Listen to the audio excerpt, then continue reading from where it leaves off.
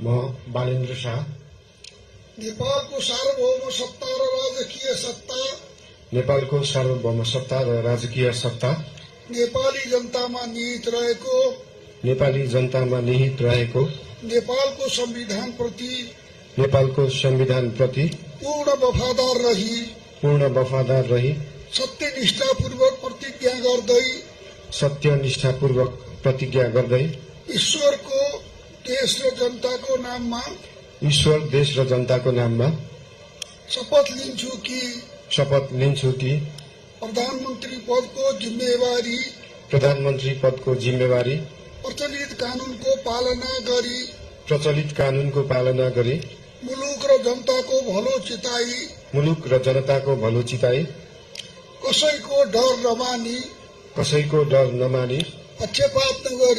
पक्षपात नगरी पूर्वाग्रह वा खराब भावना नलिई इमानदारीका साथ गर्नेछु। यो कथा हो नयाँ नेपालको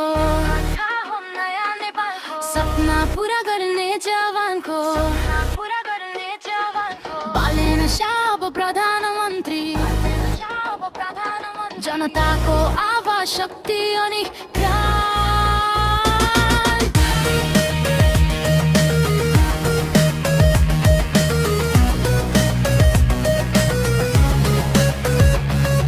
सडकदेखि संसदसम्म आवाज उठ्यो, भ्रष्टाचार विरुद्ध जनताको मन जुट्यो। काठमाडौँ देख्यो उसको कामको चमक, अब देशैभरि फैलियो उसको दमक। सपना मात्र हैन काम पनि देखायो, झुटो वाचा हैन सत्य बाटो रोजायो।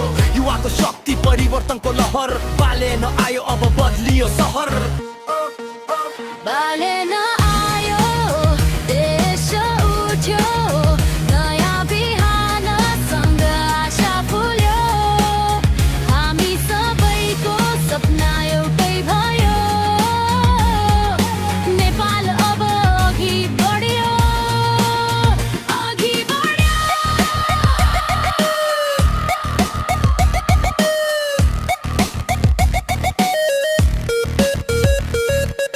कलमले लेख्छ सत्यको कहानी, डर छैन अब हट्यो पुरानो बानी।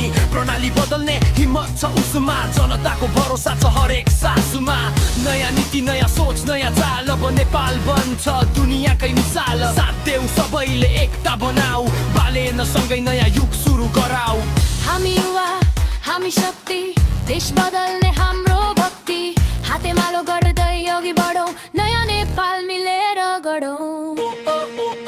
बालेन आयो, देश उठ्यो, नयाँ बिहानसँग आशा फुल्यो। हामी सबैको सपना एउटै भयो, नेपाल अब अघि बढ्यो, अघि बढ्यो।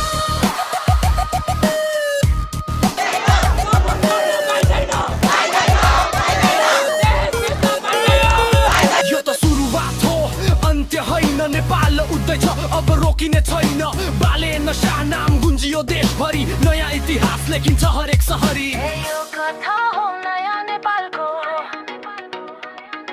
सपना पूरा गर्ने जवानको बालेन शाह अब प्रधानमन्त्री जनताको आवाज शक्ति अनि